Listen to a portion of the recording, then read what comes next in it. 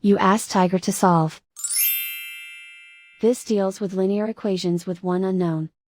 The final result is x equals -2. Let's solve it step by step. Group all x terms on the left side of the equation. Subtract 3x from both sides. Group like terms. Simplify the arithmetic.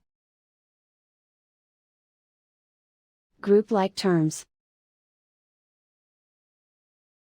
Simplify the arithmetic. Group all constants on the right side of the equation. Add 3 to both sides.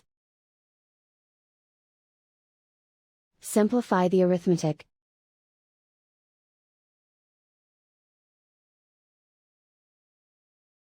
Isolate the x.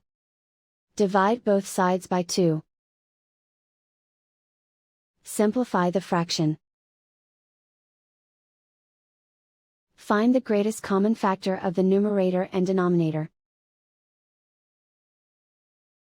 Factor out and cancel the greatest common factor.